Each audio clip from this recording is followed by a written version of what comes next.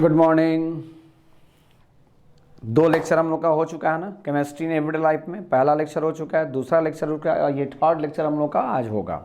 तो first lecture में drugs के बारे में कुछ कंसेप्ट मैंने दे दी थी और थर्ड लेक्चर में भी आपको ड्रग्स के बारे में, सेकंड लेक्चर में भी ड्रग्स के बारे में कुछ कंसेप्ट मैंने दे दी थी। तो आइए अब हम लोग अगला स्टेप में चलते हैं और अगला हम लोग का क्या है, interaction of drugs with the enzymes target. Interaction of drugs with the enzymes target. Interaction of, नाम से क्लियर है, interaction of drugs with the enzymes target. मतलब टारगेट कहीं और होगा, आपको पता है एंजाइम्स का टारगेट कहीं और होगा। यानी आपने जो चीज़ खाई, खाने के बाद वो कहाँ पे जाकर के स्टोर होगा, वो टारगेट नहीं है। उसका मेन एक्शन कहाँ पे है वो ज़्यादा देखना रहता है। एंजाइम्स, ड्रग्स दोनों इंटरेक्ट करेगा। इंटरेक्शन का मतलब क्या है, दोनों में कुछ ना कुछ जुड़ाव होगा और जुड़ाव होने के लिए दोनों में क्या होगा, दोनों में बाइंडिंग बनेगी। तो जैसे ही बाइंडिंग साइट आएगी, बॉन्ड बनेगा, तो उसमें कोई ना कोई फोर्सेस काम करेगी। तो ड्रग्स, एंजाइम्स यहाँ पे आया, ड्रग्स यहाँ पे आया, दोनों के बीच में डाइपोल इंटरेक्शन भी आएगा। मैं आपको अभी तक क्लियर करूँगा। डाइपोल इंटरेक्शन भी आएगा। डाइपोल इंटरेक्शन का मतलब क्या है, van der Waals force of attraction. क्योंकि van der Waals force of attraction में भी 4-5 टाइप के होते हैं ना, वो वही, और हाइड्रोजन बॉन्ड इसमें आएगा। तो अब आइए हम लोग पहले चलते हैं interaction of drugs with the enzymes target. और कल के क्लास से मैं कोशिश करूंगा, आप लोग थोड़ा हमको मैसेज कर देंगे कि कल के क्लास से मैं ये कोशिश करूंगा कि कुछ बच्चों का कहना है कि सर थोड़ा सा डेटा हमारा ज़्यादा खा ले रहा है, तो ऐसा करते हैं कि कल डेटा में का रिसोल्यूशन पावर जो इसका है वो थोड़ा सा कम कर देंगे हम, ताकि आप लोग का डेटा भी कम रहे। मुझे डेटा की कोई आवश्यकता नहीं है, आप लोग का डाटा की ज़्यादा आवश्यकता है ना। हम मुझे तो केवल आटा की आवश्यकता है, आपको डाटा की आवश्यकता है। चलिए तो देखते हैं यहाँ पे, यानी interaction of drugs with the enzymes target. तो आप लोग सरफेस केमिस्ट्री में एक चीज़ पढ़े होंगे, सरफेस केमिस्ट्री में आपको बढ़ाया हो गया रोल ऑफ एंजाइम्स। तो रोल ऑफ एंजाइम्स बताया गया कि एंजाइम्स का रोल क्या होता है। बायो मैथ वाले थोड़ा ध्यान देंगे इसमें कि रोल ऑफ एंजाइम कैसा होता है, बायो कैटलिस्ट होता है। बायो कैटलिस्ट का मतलब क्या है, बायोलॉजिकल कैटलिस्ट होता है। जैसे बायोलॉजिकल कैटलिस्ट क्या है, तो बायोलॉजिकल कैटलिस्ट उसको कहते हैं कि जैसे मान लीजिए कि आपने इतना दूध ले लिया, मिल्क 10 लीटर मिल गई आपको फ्री में कहीं से। आपने क्या किया, घर में ले आया, घर में लाने के बाद मम्मी से कहा कि मम्मी इसको जलाओ और जलाने के बाद खूब खोआ बढ़िया बनाओ। तो जैसे ही मम्मी ने उसमें काम करना शुरू किया, तो उसमें कुछ डालेंगे, कुछ न कुछ डालेंगे, तब ना जाकर ये मतलब पनीर में कन्वर्ट होगा, मलाई में कन्वर्ट होगा, वगैरह वगैरह जो भी में कन्वर्ट करना चाहें आप। तो उतना अमाउंट ऑफ एनर्जी आपको क्या करना पड़ा, उसको कन्वर्ट करने में आपको ज़्यादा गैस खर्च करनी पड़ी। यानी इसका मतलब क्या है कि बायोलॉजिकल कैटलिस्ट उसको बोलते हैं। अब समझिएगा, उतना एनर्जी आपको लगा, लेकिन बच्चे का भी दूध पीता हुआ देखे होंगे आप लोग कि बच्चा जब माँ का दूध पी लेता है, तो माँ का दूध पीने के बाद वोमिटिंग करता है, तो तुरंत वो दूध फट जाती है। और जबकि आपको घर में फाड़ने के लिए, उस दूध से पनीर निकालने के लिए बहुत ज़्यादा मैकेनिज्म करेंगे, तब जाकर के दूध फटेगा। इसका मतलब क्या समझे, इसका मतलब है कि कैटलिस्ट जो होता है, बायोलॉजिकल कैटलिस्ट, थोड़ा सा अमाउंट की आवश्यकता पड़ती है। पेट में गया, जैसे ही आपने मिल्क पिया, लैक्टोज जैसे गया, वहाँ पे लैक्टेज एंजाइम निकलेगा और उसको क्या कर देगा, सारा को वाटर को अलग कर देगा, वाटर को बिल्कुल अलग कर देगा, और जो मिल्क प्रोडक्ट है उसको क्या कर देगा, अलग कर देगा। प्रैक्टिकल करना है तो सबसे बेहतर प्रैक्टिकल आप लोग कर सकते हैं। प्रैक्टिकल क्या, दूध पी लीजिए, 10 मिनट के बाद निकाल के देख लीजिए समझ में आ जाएगा। तो यानी रोल्स ऑफ एंजाइम्स कैसा होता है, बायो कैटलिस्ट होता है। बायो कैटलिस्ट का मतलब क्या है, बायो कैटलिस्ट का मतलब क्या है कि वो किसी भी सबस्ट्रेट को काटता है। कैटलिस्ट का मतलब होता है काटना, किसी भी सबस्ट्रेट को काटता है। तो ये आप लोग सरफेस केमिस्ट्री में पहले क्या पढ़े हैं, एंजाइम्स। एंजाइम्स जो आता है, ई का मतलब क्या हो गया, एंजाइम्स।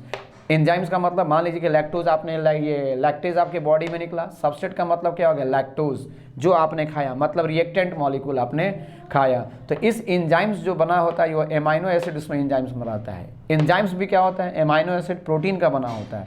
तो जो एमाइनो एसिड होगा, तो वही जो एंजाइम्स में एमाइनो एसिड कहीं ना कहीं रहेगा, वही बिहेव्स लाइक एक्टिव साइट। देखिए यहाँ पे वही एंजाइम्स हो गया, और एंजाइम्स में जहाँ पर भी एमाइनो एसिड रहेगा, वही एक्टिव साइट का क्या करेगा, फंक्शन देगा। और active site of the enzymes hold the substrate. Substrate का मतलब क्या, ये बॉडी में आपका एंजाइम है, लैक्टेज एंजाइम है, ये सबस्ट्रेट दूध आपने खाई, आकर के इस पे क्या हो जाएगा, अटैक कर देगा और इसको दूध को क्या कर देगा, ये दो पार्ट में तोड़ देगा। बहुत सारे फ्रैक्शनल पार्ट में, लैक्टोज का मतलब ग्लूकोज प्लस गैलेक्टोज, ये एंजाइम्स आया और इसको क्या किया, दो पार्ट में इसको तोड़ दिया, दो पार्ट में इसको तोड़ दिया। रुक जाइएगा थोड़ा।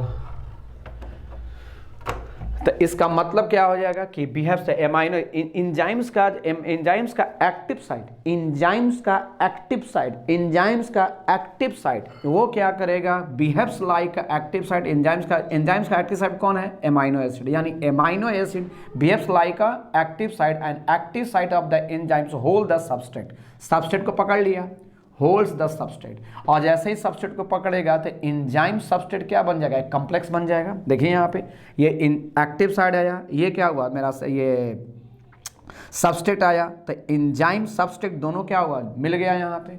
और यहाँ पे मिलने के बाद आपने सरफेस केमिस्ट्री में, हम लोग उधर नहीं जाना है, सरफेस केमिस्ट्री में क्या पढ़े हैं कि यहाँ के बाद से ये वाला ऐसा ही रह जाएगा, एंजाइम्स आपका ऐसा ही रहेगा। ये वाला जो पार्ट है एंजाइम्स, जो ब्लैक वाला पार्ट है, वो दो पार्ट में यहाँ पे क्या हो जाएगा, ब्रेक कर जाएगा, ये दो पार्ट में ब्रेक कर जाएगा, यानी ये प्रोडक्ट में कन्वर्ट हो गया।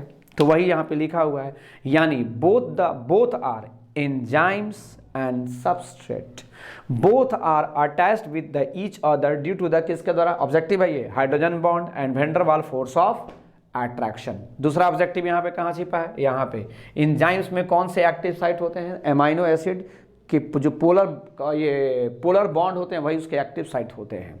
ये हो गया। Enzymes provide functional group, enzymes का मतलब क्या है, एमाइनो एसिड। एमाइनो का मतलब क्या है, एमाइनो, एमिनो ये हो गया, और यहाँ पे क्या आ जाएगा, CH2, और ये हो जाएगा C double bond OH, amino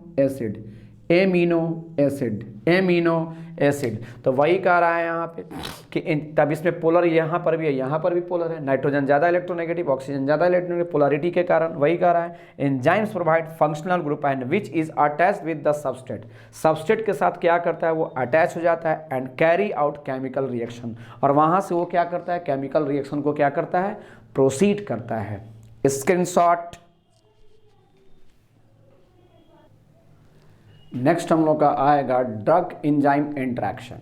drug enzyme interaction का मतलब क्या है, अभी हम लोगों ने पढ़ा था कि यहाँ पे एक एंजाइम आया था, पहले समझ लेंगे। यहाँ पे एक एंजाइम आया था और इस एंजाइम पे यहाँ पे आपने क्या किया था, एक सबस्ट्रेट अटैक किया था। यहाँ पे एक सबस्ट्रेट आई थी और एंजाइम सबस्ट्रेट बना, कॉम्प्लेक्स बन गया था, एंजाइम सबस्ट्रेट कॉम्प्लेक्स बन गया था। अब उसी तरह यहाँ पे एंजाइम सबस्ट्रेट कॉम्प्लेक्स नहीं बनाना है। मान लेंगे कि आपकी बॉडी में कोई एंजाइम्स है और ये एंजाइम्स कोई सबस्ट्रेट आपने खाई, और जो सबस्ट्रेट आपने खाई तो वो क्या कर रहा है, इसके साथ, इस एक्टिव साइट के साथ, एंजाइम का एक्टिव पार्ट तो यही है, इसी एक्टिव साइट पे आ करके वो सबस्ट्रेट क्या कर रहा है, बाइंड हो जा रहा है, और बाइंड करके डिजीज कॉज कर रहा है। सपोज कीजिए, तो अब वहाँ पे केमिस्ट्री, एक नई केमिस्ट्री ये आएगी कि मान लीजिए कि ये एंजाइम्स का एक्टिव साइट होगा, ये सबस्ट्रेट और आपने जो ड्रग खाई, तो ड्रग्स जस्ट लाइक उसी तरह सिमिलर मैच करेगा, एकदम सिमिलर रहेगा सब कुछ, शेप, साइज, एक्टिविटी वगैरह सारा।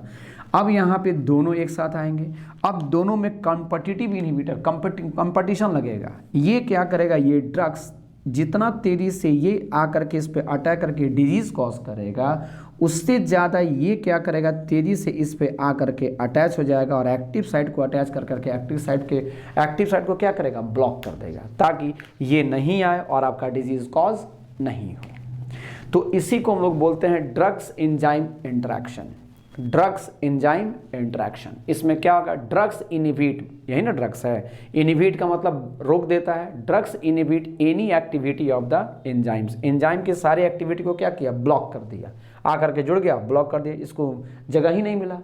तो यही है, drugs inhibit any activity of the enzyme और block the function of enzyme, enzyme के फंक्शन को क्या कर दिया, ब्लॉक कर दिया। क्यों, क्योंकि हम जानते हैं कि ये सबस्ट्रेट अगर जाएगा तो डिजीज, सपोज कीजिए कि ये सबस्ट्रेट जाएगा डिजीज कॉज करेगा, और डिजीज कॉज करेगा, मान लीजिए कि यहाँ पे गया तो क्या किया, इसको दो पार्ट में तोड़ करके आपके बॉडी में डाल दिया एंजाइम्स, वो डिजीज कॉज कर रहा है। तो अब डॉक्टर के पास जाएगा तो ड्रग्स देगा, ड्रग्स क्या करेगा, यही ड्रग्स एक्टिव साइट पे एंजाइम के पास आएगा और उसको क्या करेगा, एंजाइम्स की सारी एक्टिविटी को ब्लॉक कर देगा। जैसे ही ब्लॉक करेगा आपका डिजीज धीरे धीरे धीरे धीरे क्या हो जाएगा, खत्म होता चला जाएगा। तो इसी बेसिस पे ये काम करता है। दे कैन ब्लॉक, ये drugs, they can block the binding site of the enzymes, ये बाइंडिंग साइट यही ना है, एक्टिव साइट है ये binding site of the enzyme, and prevent binding of the substrate, ये सबस्ट्रेट यहाँ पे आकर के अब नहीं जुड़ पाए, प्रिवेंट का मतलब रोक देता है, prevent binding of the substrate and can inhibit the catalytic activity of the enzymes, और इस प्रकार एंजाइम्स की कैटालिटिक एक्टिविटी क्या हो जाएगी, खत्म हो जाएगी। सच ड्रग्स आर कॉल्ड, क्या कहलाएगा, enzyme inhibitor. Such drugs are, ये ड्रग्स जो आया, सच ड्रग्स आर कॉल्ड क्या कहलाएगा, एंजाइम इनहिबिटर कहलाएगा। मतलब इनहिबिट का मतलब क्या होता है, रोकना, यानी एंजाइम्स की एक्टिविटी को ये क्या किया, रोक दिया, पूरी तरह से उसको ब्लॉक कर दिया। ये क्लियर हो गया ये पूरा सेंटेंस। अब यहाँ पे आएंगे, सबसेट वैसा ही क्या वैसा ही पढ़ा रहा गया। ड्रग्स कंप्लीट विथ, अब देखिए इन दोनों में ना कंपटीशन हुआ, कंपटीशन इन दोनों में हुआ, ये आएगा, तो जितना तेजी से ये मूव करता उससे ज़्यादा तेजी से ये मूव किया। अब प्रश्न है कि सर क्या उसके में पैर लगा हुआ है क्या कि मूव कर गया, नहीं प्रभु, यहाँ पे क्या एक्टिव साइट है, माइनस और प्लस होगा, इसके पास भी माइनस और प्लस होगा, तो यानी इसमें हाइड्रोजन बॉन्ड होगा। देखिए यहाँ पे हाइड्रोजन बॉन्ड कहीं लिखे होंगे, अच्छा इसके पहले वाला में मैंने लिख दिया था, हाइड्रोजन बॉन्ड होता है एक्टिव साइट में, डाइपोल डाइपोल इंट्रैक्शन होगा, वैन डर वाल फोर्स ऑफ अट्रैक्शन होगा, दोनों के बीच में इंट्रैक्शन बहुत तेजी से होगा। जितना तेजी से ये सबस्ट्रेट जाएगा उससे ज्यादा तेजी से कौन चला जाएगा, ड्रग्स चला जाएगा।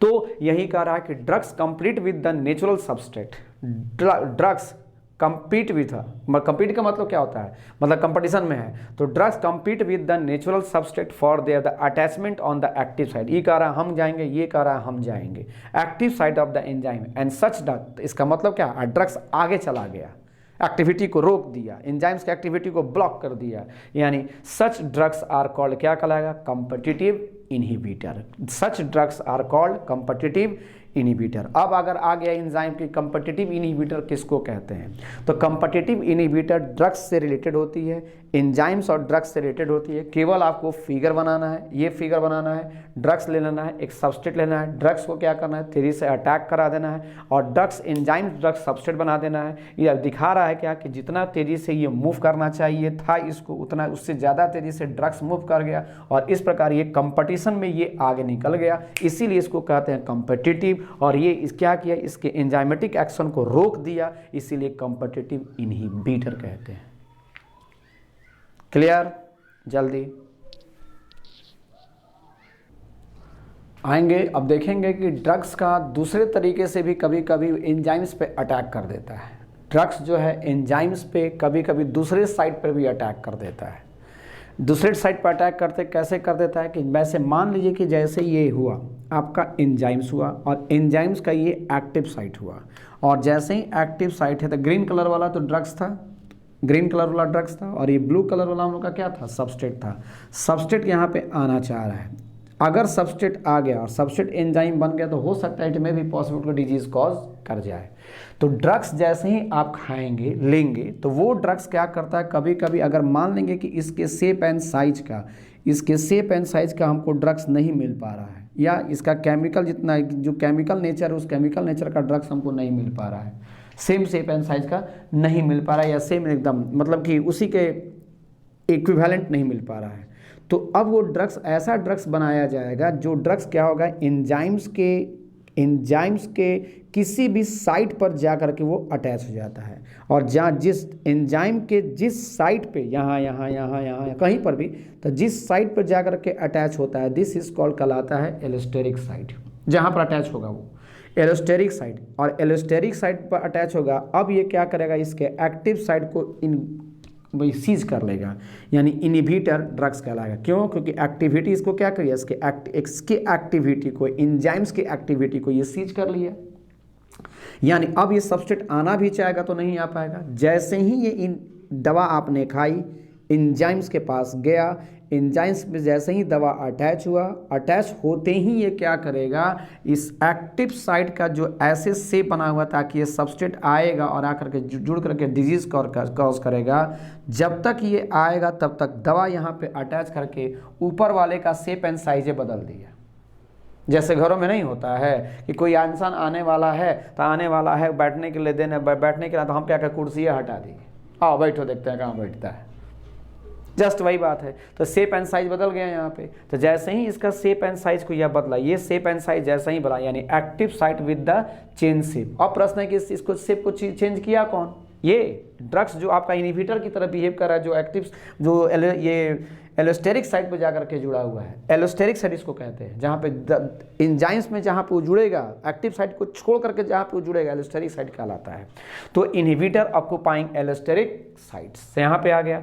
अब यहाँ पे जैसे ही एलोस्टेरिक साइट आया, एंजाइम्स को क्या किया, जो ऐसे था और यहाँ जो ऐसे था और ये मान लीजिए मेरा सबस्ट्रेट आ करके ऐसे बैठता, तब तक ये क्या किया, जैसे ही आया एलोस्टेरिक साइट पे आकर के दवा यहाँ पे जुड़ गया, यहाँ पे दवा जुड़ गया और आया, जैसे ही ये आना चाह रहा है इस पर, तब तक ये क्या किया, ऐसे कर लिया। अब ये बैठ नहीं पाएगा ठीक से, एंजाइमेटिक एक्शन नहीं हो पाएगा सही से, बाइंडिंग साइट नहीं हो पाएगा, वेंडर वाल फोर्स ऑफ अट्रैक्शन उतना बेहतर नहीं बन पाएगा। तो इसी कारण से यहाँ पे बोल रहा है क्या, active site with the change in the shape change हो गया। अब ये आना भी चाहेगा तो कहाँ बैठ पाएगा, सही से नहीं बैठ पाएगा। और इस प्रकार आपका सबस्ट्रेट अगर आता तो भी इसके साथ साथ क्या करता, डिजीज कॉज करता, अब आपको डिजीज नहीं होगी, ड्रग्स आपको इनहिबिट कर दिया उसको।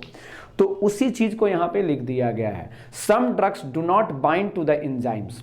कुछ ड्रग्स ऐसे होते हैं, यहाँ पे जो ग्रीन कलर इसके जस्ट इसके पहले वाला, कुछ ड्रग्स ऐसे होते हैं जो क्या करते हैं, एंजाइम्स के साथ एक्टिव साइट पे बाइंड नहीं करते हैं। Some drugs do not bind to the enzymes active site, they bind to the different site पे जा रहा है वो, they bind to the different site of the enzyme and which is called क्या कहलाएगा, एलोस्टेरिक साइट कहलाता है, which is called allosteric site. this binding of inhibitor at the allosteric site change the shape of the active site। shape का क्या किया, shape को change कर दिया in the such a way that substrate can not combine well, ताकि substrate जो आ रहा है वो उतना बेहतर वे में combine ना करे। और इस प्रकार आपका ड्रग्स एंजाइम इंटरेक्शन आपका खत्म हो गया। कुछ चीज़ें एंजाइम्स की कुछ पार्ट आपको सरफेस केमिस्ट्री में पढ़नी है, वहाँ पे पढ़ लेंगे। अगर आप लोगों को दिक्कतें अगर महसूस हो तो हमको बताइएगा, मैं वहाँ से क्लियर कर लूँगा। जल्दी कॉपी कीजिए। आइए अब हम लोग ड्रग्स टारगेट इंटरेक्शन खत्म करने के बाद अब हम लोग चलते हैं terminology of the different types of the drugs. कुछ टर्मोलॉजी है जो इम्पोर्टेंट है, जानना भी चाहिए, हर इंसान को जानना चाहिए टर्मोलॉजी है। तो आइए इस ड्रग्स का कुछ टर्मोलॉजी को हम लोग जाने। पहला आता ही तो आप लोग जानते भी होंगे, एंटासिड, एंटासिड्स या एंट एसिड भी बोल सकते हैं। ये क्या करता है, एंट का मतलब क्या हो गया, ये नहीं कि एंट का मतलब चीटी मार दीजिएगा, है ना। एंट का मतलब क्या हो गया, against of the acid, acid के अगेंस्ट में चलता है। जैसे मान लीजिए कुछ तला भूला खाए, बहुत ज़्यादा मसाला तेल वगैरह वगैरह पेट में एकदम डाल दिए, कहीं मिला मीट उट मिला, मटन वटन मिला, कस के एकदम दाब दिए एकदम, है ना, पूरा लबालब यहाँ तक कि एक थोड़ा सा और खाएंगे तो एकदम वोमिटिंग मार देंगे। मतलब वहाँ तक आपने तला भुला खूब चीज़ खा लिया। तो खाने के बाद अब क्या होता है, तो कभी कभी आपके पेटों से देखते हो ना, बाव ढकार आता होगा, बाव बाव करते होंगे आप लोग। कभी कभी गला जलता होगा, नहीं जला है सर क्या कर रहे हैं, नहीं जला तो खुशनसीब इंसान है आप, नहीं जला है ना। जो जला होगा तो बदनसीब हो ही गया, समझ रहा होगा वो। लेकिन आप भी बदनसीब होगा, जो कभी नहीं जला वो बदनसीब है, नॉट गैस हो गया, क्योंकि इस दौर से कभी गुजरे नहीं, ठोकरें लगनी चाहिए। खैर, तो अब यहाँ पे क्या हुआ, जैसे ही मसाला खाए, मसाला खाने के बाद अब क्या हुआ कि पूरा यहाँ पे खट्टा ढकार आने लगा, खट्टा ढकार, गला जलने लगा, यानी क्या हुआ, पेट में एसिड बन गया। बहुत सारे लोगों को देखिएगा कि ब्रश कर लेते हैं और ब्रश करने के बाद बहुत कुछ नहीं खाते हैं, तो ब्रश करने के बाद भी नहीं खाते हैं तो उनके पेट में भी एसिड बनता है। मैं थोड़ा देर के बाद वो क्लियर कर दूंगा कि कैसे वो बनता है। खैर, तो यहाँ पे आ जाएंगे तो क्या रहा है क्या कि मान लीजिए कि अब पहले ही बता देता हूँ, मान लीजिए कि आपने घर के खासकर लेडीज़ लोग, खासकर लेडीज़ वो क्या करती हैं कि ब्रश कर लेती हैं सब, और ब्रश करने के बाद देवियाँ भी, तन देवता तो थोड़ा सा होते हैं कि किधरों मिलेगा वो दाब देते हैं, उनके लिए कोई नहीं है, लेकिन देवियाँ कुछ होती हैं सब, और घर के लेडीज़ भी होती हैं, उनके में क्या है कि वो ब्रश कर लेती हैं। ब्रश करने के बाद आपने क्या किया, ब्रश किया। जैसे आप देखते होंगे कि कभी कभी कोई इंसान समोसा खा रहा होता है तो आपके मुंह में सलाइवा से लार आ जाता है, मुझे मिल जाता तो मैं खा लेता। मन में एक भाव आती है। सर कहा आपने क्या सलाइवा को कहा था क्या यहाँ से किताब निकल जाए, ये वो निकल कैसे गया? इसलिए निकल गया वहाँ से कि यहाँ पे जैसे ही ब्रेन ने देखा उसको, अच्छा समोसा है, ब्रेन ने क्या किया, आँख ने देखा, ब्रेन को मैसेज दे दिया समोसा। अब वो क्या किया, ब्रेन ने मैसेज किया, इसको किया मैसेज किया सलाइवा को आने वाला है, सलाइवा सीक्रेट कर, मेहमान आएगा, कचर करके भीतर कर देना है उसको। अइबे नहीं किया, आया ही नहीं। तो अब क्या करेंगे, अब तो इज्जत बचाना है, इज्जत बचाने के लिए क्या करेंगे, सलाइवा को अब क्या करेंगे, भीतर में ले जाएंगे, जैसे मेरे में आ रहा है ले गए। खैर ये तो हो गया। वैसे हम समोसा के प्रति लालची नहीं है ना, कभी कभी मटन वटन बनाइएगा तो हमको बुला लीजिएगा, आ जाएंगे। अब यहाँ पे क्या हुआ कि अब लेडीज़ लोग क्या करता है कि लेडीज़ लोग को समझिए, अब लेडीज़ की कहानी समझिए। सुबह में उठेंगे सब, सुबह में उठने के बाद पहले तो एसिड, चाय, टार्टेरिक एसिड वाला ये टैनिक एसिड होता है, उसमें एसिड गया पेट में, एसिडिटी बढ़ी। दूसरा क्या करते हैं कि पेट यहाँ से खूब बढ़िया से एकदम ब्रश करते हैं सब, जितना ज़्यादा ब्रश उतना ज़्यादा डेंजरस, जितना ज़्यादा ब्रश उतना ज़्यादा डेंजरस। तो अब वो ब्रश करते हैं ऐसे ऐसे करते हैं, टिंग टिंग टिंग टिंग ऐसे ऐसे खूब हुआ, खूब देर तक हुआ। खूब देर के होने के बाद अब क्या होता है, आप सोचिए कि जैसे ही आपने ब्रश में वगैरह लिया और लेने के बाद अब जैसे ही आपको पेस्ट लेते हैं, तो पेस्ट लेने के बाद आप जैसे ही उसको ब्रश करते हैं तो मुंह में सलाइवा का सीक्रेशन शुरू हो जाता है, पूरा भर जाता है, पूरा भर जाता है, उसमें लोग थूक देता है उसके बाद से। लेकिन ब्रेन क्या, वो तो ब्रेन बस यही जान रहा है कि वो खाने वाला कोई चीज़ आ चुका है, बस मुंह में आया है, सलाइवा का सीक्रेशन शुरू करता है कि चलो इसको अभी इन्वॉल्व करो, इसको घुलाओ, इसको क्या कर पेट के भीतर भेजना है। और तब तक क्या कर देता है, वो स्टोमक को मैसेज भी दे देता है। स्टोमक को मैसेज ये दे देता है कि अरे चलो आओ, ये सलाइवा का ये क्या करते HCl सीक्रेट करो क्योंकि मेहमान आने वाला है, अब इसको पचाना है। ये टेंडेंसी हमेशा चलती है। ब्रश किए, सलाइवा का सीक्रेशन हुआ, ब्रश, ब्रेन ने क्या किया, स्टमक को मैसेज दे दिया HCl सीक्रेट करो, मेहमान आने वाला है, और आपने कभी नहीं खाया। ब्रश किए 4 घंटा तक आपने नहीं कुछ खाई, तो जब नहीं कुछ खाए तो आपका पेट क्या रह गया, खाली रह गया। HCl तो निकला है, HCl को तो क्या है वहाँ पर कोई ना कोई चीज़ जाएगा तो उसको डाइजेस्ट करना है, चाहे वो मांस का टुकड़ा ही क्यों नहीं जाए। वो मांस का टुकड़ा आपका चाहे वो मुर्गा का हो, चाहे वो मुर्गी का हो, चाहे वो बकरा हो, बकरी का हो, किसी का भी हो, उसको तो पचाना है, वो तो जाएगा, पचाएगा वो। लेकिन आपने खाई ही नहीं। जब खाई ही नहीं तो वो किसको पचाएगा, आपके मांस के टुकड़े को पचाएगा। धीरे धीरे धीरे धीरे धीरे स्टमक का जो वॉल होता है ना, उसको वो पचाना चालू करेगा। लगेगा समय, कुछ 10 साल 15 साल लगेगा, और धीरे धीरे धीरे धीरे उसमें क्या हो जाएगा, पेट में अल्सर हो जाता है। अल्सर का मतलब, जैसे मान लीजिए यहाँ पे कोई पेट था, सपोज कीजिए यही पेट मान लेते हैं, सपोज कीजिए ये पेट था, सपोज कीजिए पेट था। अब यहाँ पे क्या हुआ कि यहाँ से सलाइवा का सिक्रेशन हुआ, और जैसे ही सलाइवा का सिक्रेशन हुआ तो सलाइवा यहाँ पे आया, सलाइवा का नहीं, वो HCl यहाँ पे है, सॉरी यहाँ पे HCl आया, HCl यहाँ पे क्या हुआ, स्टोर हुआ, और उस वेट कर रहा है कि नहीं अब आएगा, मेहमान आएगा, ब्रश साफ किए हैं, कुछ ना कुछ खाए हैं तो वो आएगा, लेकिन आया नहीं। तो अब ये क्या करेगा, ये ब्लू HCl, ये रेड मतलब स्टमक के वाल को क्या करेगा, गलाना चालू करेगा, और गलाना चालू करेगा तो धीरे से यहाँ पे क्या हो जाएगा, ये स्टमक का वाल एकदम पतला हो जाएगा, एकदम बिल्कुल थिन हो जाएगा। जैसे आप सुने होंगे कि बहुत सारे लोग कहते हैं कि खाने के बाद बहुत दर्द करता है, कभी कभी खाने के बाद टहलते हैं तो दर्द करता है, खाने के बाद खा लेते हैं तो बहुत दर्द करता है पेट। कारण यही है, बहुत साल पहले वो क्या हुए थे, ब्रश करने के बाद वो खाली पेट रह गए थे, धीरे धीरे धीरे धीरे पेप्टिक अल्सर हुआ, पेप्टिक पेट में अल्सर हुआ, स्टमक में अल्सर हुआ, this is called peptic ulcer, पेट में अल्सर, पेप्टिक अल्सर, पेट में अल्सर। तो ये क्या हुआ, धीरे धीरे धीरे धीरे धीरे अल्सर का मतलब आओ, ये धीरे धीरे धीरे पतला हो गया। अब आप खाएंगे तो ये तनाएगा, तनाएगा तो ये पेन करेगा, पेन करेगा तो आप डॉक्टर के पास दौड़ेंगे। डॉक्टर के पास जैसे ही जाएंगे तो कहेंगे यहाँ पर दर्द कर रहा है, तो सारा कुछ आपसे पूछेगा, कहेगा नहीं जाइए पेट का अल्ट्रासाउंड करा के आइए, पेट का अल्ट्रासाउंड करा के आएगा तो देखेगा अरे ये तो करामात है साहब का, इन्होंने तो कुछ खाया ही नहीं और ये पेप्टिक अल्सर हो गया है।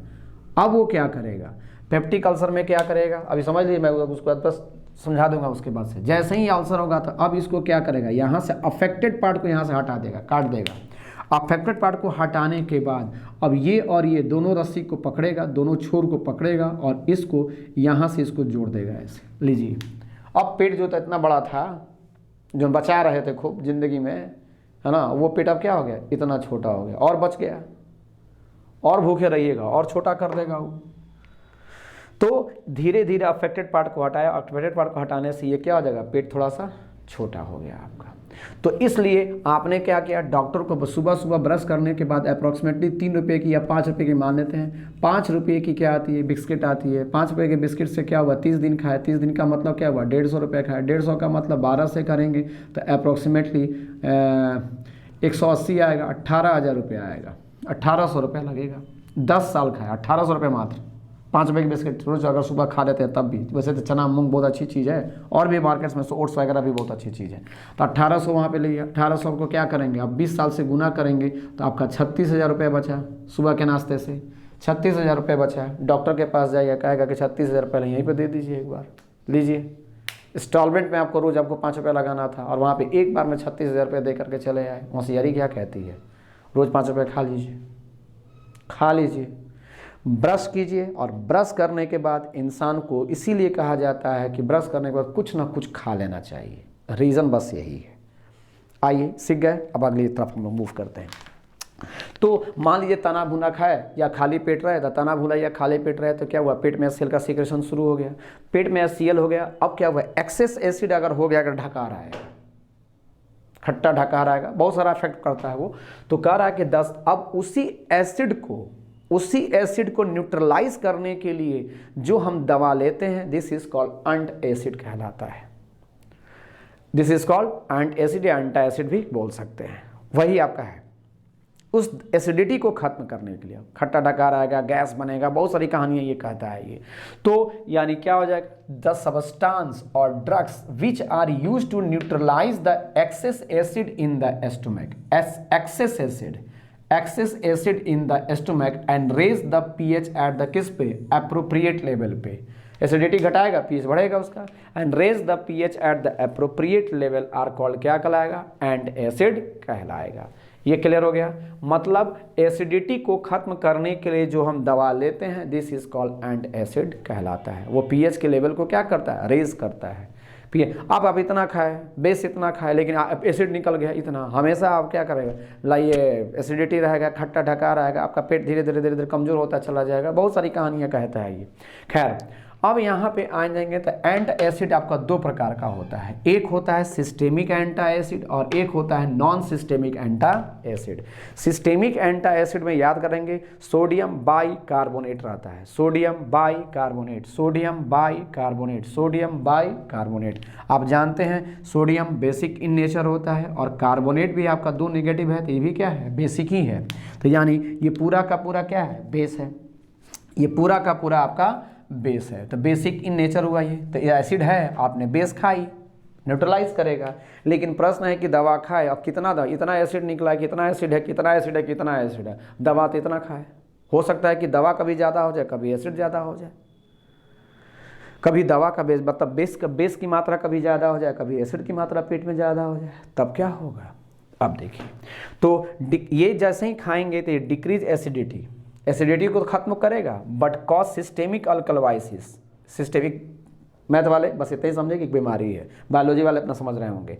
But cause systemic alkalosis due to the absorption of bicarbonate. यहाँ के बाद यहाँ लिखे हैं बाइकार्बोनेट। बाइकार्बोनेट तो बेस है, बाइकार्बोनेट क्या है, कार्बोनेट आयन है, बाइकार्बोनेट क्या है, बेस है। HCO3 ले लीजिए, बाइकार्बोनेट क्या हो गया, बेस हो गया ये।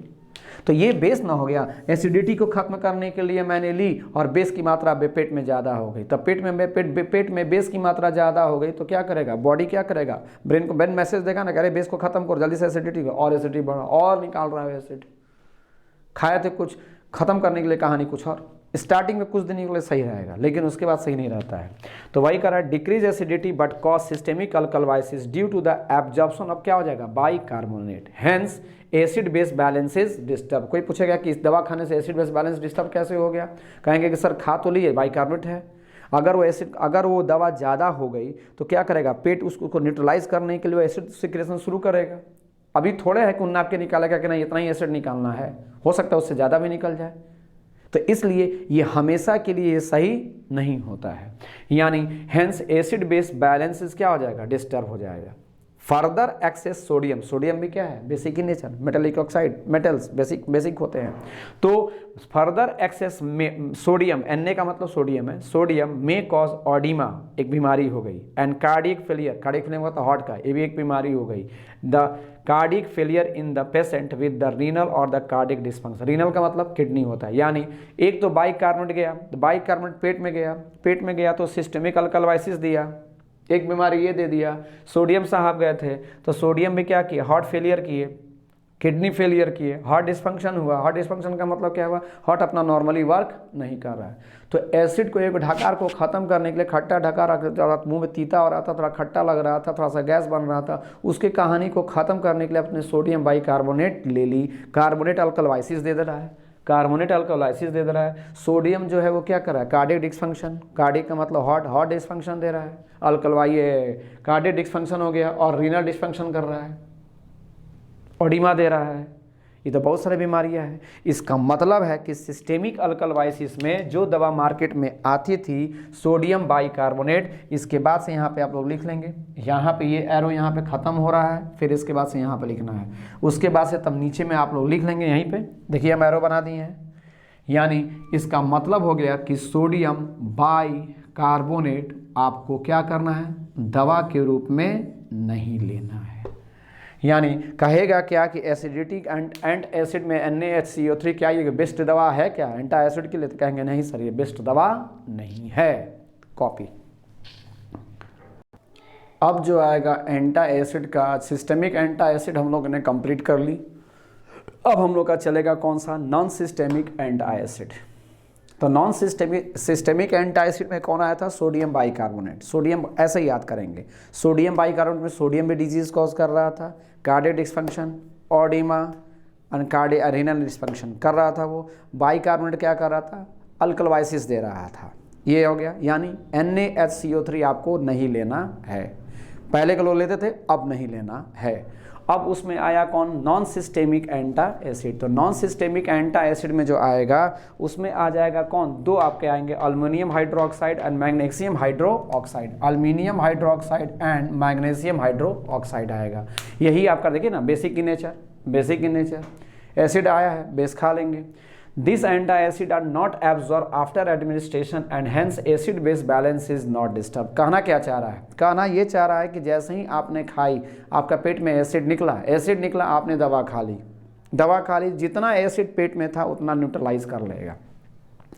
सपोज कीजिए दवा आपकी ज़्यादा हो गई, तो दवा ज़्यादा हो गई तो ये आपके बॉडी के भीतर में नहीं जाएगा, एब्जॉर्ब नहीं हो सकता है, ये वेस्ट मटेरियल की तरह बाहर निकल जाएगा। तब तो आपको कहेंगे तो सर बड़ा बढ़िया दवा है ये, कि जितना एसिड मेरे पेट में निकला था उसने उतना पेट में से क्या हुआ, उतना ये दवा खाए, एक टैबलेट खाए, क्योंकि सब किसी की नॉर्मल एक होती है कितना से इतना के रेंज में रहता है। अरे अब कोई थोड़े लोग है कि एक बार ब्रश करिएगा तो 4 लीटर आपका पेट में ये एसिड निकलेगा। अरे निकलेगा, थोड़ा निकलेगा, इतना ही निकलेगा। तो उसके हिसाब से तो मेडिकल, जितनी सारी मेडिकल की टीमें हैं, डॉक्टर की टीमें हैं, जितना सारा रिसर्च है, वो सारे उस लेवल के अनुसार दवा को बना लेते हैं। इसी से इतना मिनिमम रहेगा और इतना मैक्सिमम, इससे ज़्यादा सेल निकल नहीं सकता है। दवा बन गई, उसमें कौन आ गया, AlOH का होल थ्राइस और MgOH का होल थ्राइस। यानी these antacid are not absorb after administration. After administration का मतलब क्या है, आपका न्यूट्रलाइज हो गया, खत्म हो गई, अब वो क्या हो जाएगा, एब्जॉर्ब नहीं होगा वो after administration, and hence acid base balance is not disturb. और इस प्रकार आपका एसिड बेस बैलेंस डिस्टर्ब नहीं हुआ।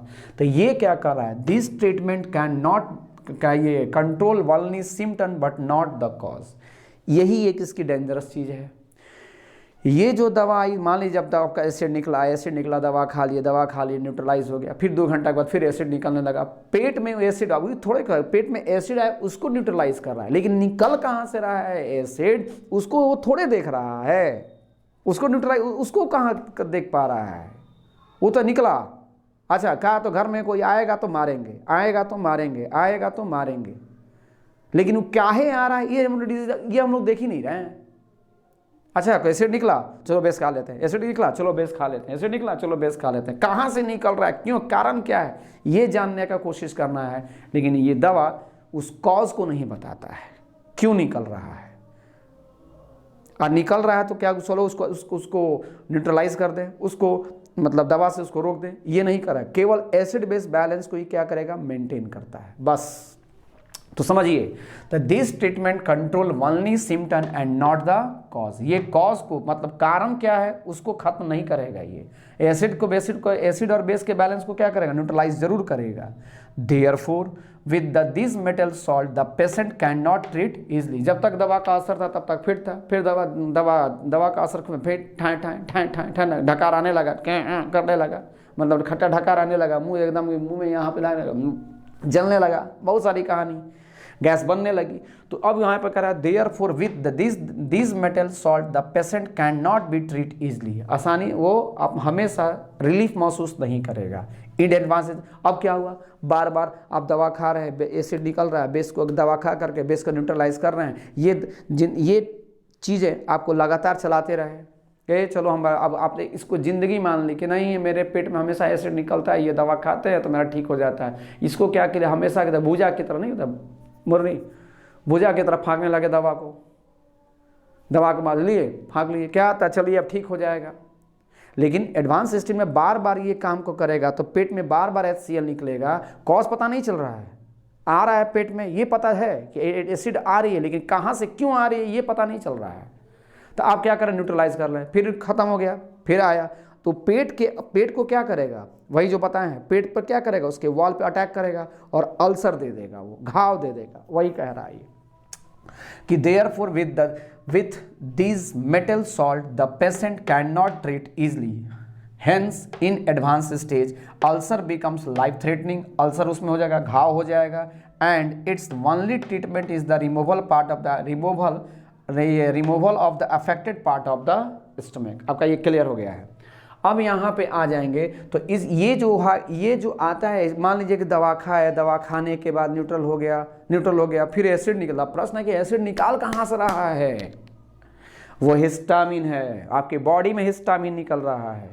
और स्टमक के वॉल, मान लीजिए स्टमक हुआ, ये स्टमक के वॉल बाहरी वाल से, स्टमक के बाहरी वाल से वो क्या कर रहा है, अटैच हो जा रहा है, अटैच होकर के उसको एक्टिवेट कर दे रहा है और कह रहा है क्या कि तुम पेप्सिन निकालो और HCl निकालो, पेप्सिन निकालो HCl। स्टमक के वाल पे अटैक कर दे रहा है, रिसेप्टर है स्टमक, उसको कैच कर ले रहा है।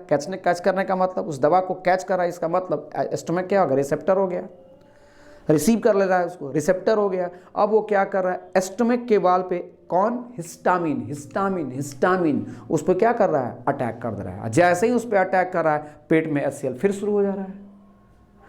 तो histamine stimulates the secretion of pepsin and किसका, हाइड्रोक्लोरिक एसिड। तो हिस्टामिन को खत्म करने के लिए पेट में जो एसिड निकल रहा है उसके लिए कौन रिस्पॉन्सिबल हुआ, हिस्टामिन।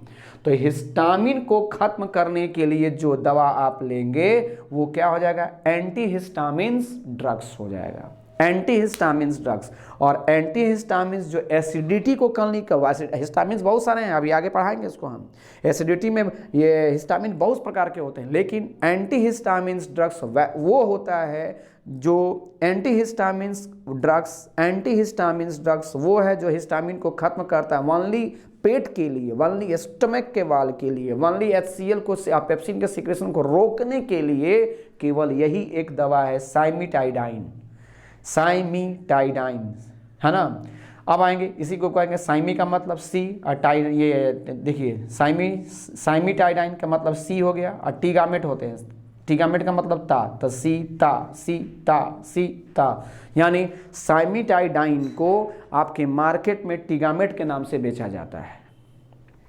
तो कहेगा कोई कि साइमिटाइडाइन टीगामेट क्या है, तो कहेंगे सर एंटीहिस्टामिन्स ड्रग्स है। कहिएगा कि ये कहाँ अटैक करता है, सब ऑब्जेक्टिव बोल रहे हैं, ये कहाँ अटैक करता है, तो सर स्टमक के वाल पे अटैक करता है। क्यों अटैक करता है, तो सर वहाँ पे हिस्टामिन निकलता है और उसी को वो क्या करता है, डिमिनाइज करता है, न्यूट्रलाइज कर देता है। तो प्रश्न है कि सर वहाँ पे हिस्टामिन कर क्या रहा है, तो कहेंगे सर स्टमक के वाल पे हिस्टामिन जब जाता है तो वहाँ पे HCl निकालता है पेट में, और HCl निकालता है और पेप्सिन निकालता है, स्टमक में HCl और पेप्सिन निकलता है, जिससे हमारी एसिडिटी बढ़ जाती है। क्लियर। तो अब यहाँ पे आ जाएंगे, यानी हिस्टामिन अटैक ऑन किस में, स्टमक वाल, secretion of acid and pepsin, secretion of acid and pepsin, ये क्या करता है, पेप्सिन को क्या करता है, एक्टिवेट करता है। और इसको खत्म करने के लिए जो हम लोग दवा लेंगे, दिस दवा, उस दवा को क्या बोलेंगे, एंटी हिस्टामिन्स ड्रग्स। और एंटी हिस्टामिन्स बहुत दवा होता है उसमें से कौन सी दवा इसमें काम आएगी, साइमिटाइडाइन। साइमिटाइडाइन का नाम क्या है, टिगामेट। यानी साइमिटाइडाइन का मतलब सी और टिगामेट का मतलब ता, सीता मैया, याद रखिएगा इसको। क्लियर। अब हम लोग का ये कहानी खत्म हो गया। अब हम लोग का चलेगा, यहीं से आपका एक नई चीज़ निकल रही है, कौन सा, एंटी हिस्टामिन्स ड्रग्स। तो अगले क्लास में हम लोग का एंटी हिस्टामिन्स ड्रग्स होगा।